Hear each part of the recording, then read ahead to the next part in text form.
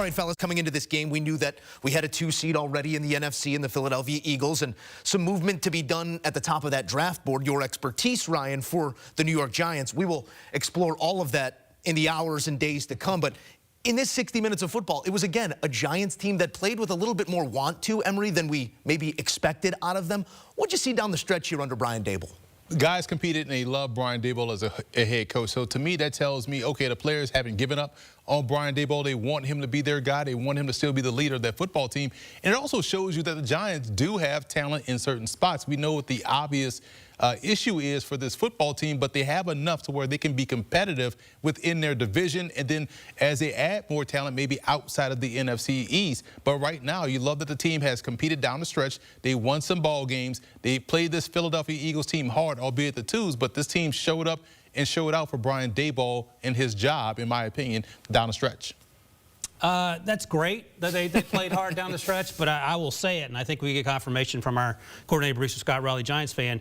2 worst wins in franchise history, week 16, week 17. You won tonight. I mean, you played hard today, and yeah. to your point, I understand that. But you had a chance at that #1 seed. The biggest need is what? Quarterback. So now you're picking third as we sit here. We'll see how it sorts itself out. So, yeah, you play hard, and there is something to that. You want to be able to say, as Brian Daboll, who was trying to keep his job, listen, these guys didn't quit. I can show you teams around the league that quit on their head coach. And we had a good draft this year. Joe Shane and I did the right things in terms of getting the right players who weren't a quarterback in place. We can build on that. But they would have been in a little better spot had they played hard the last 3 weeks and also lost those games. When you assess that position of need and the draft positioning yet to be settled as we sit here right now, can that change depending where you're at? Or is it quarterback or bust in the draft for the New York Giants, maybe trading up to get into the position to get the guy that they want to? They need to do everything they can to have a rookie quarterback on that team. Right. You're in this is sort of the conversation we had last year with the Patriots. The Patriots could not get out of last year's draft without a quarterback, and they got Drake May.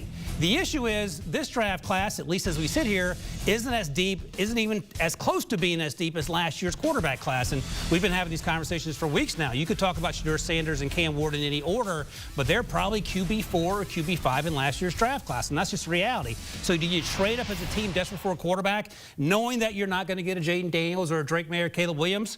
But again, this is such a crapshoot when you talk about the quarterback position. Cam Ward and Shedeur Sanders are going to be in Hall of Famers. We just don't know. Fit matters, but it's a huge ask for a team that has a bunch of needs, but it starts with quarterback. Well, the offseason starts now for the New York Football Giants. For the Philadelphia Eagles, a 2 seed, and their matchup will be determined in moments depending on outcomes here in the 1 Eastern window as well. Most losses in a season, never a full screen you want to find yourself on here in the year 2024 for the second time in just a handful of seasons, a 4-13 season, this time 3-14, the worst in the history of the franchise. No 18-game season, please.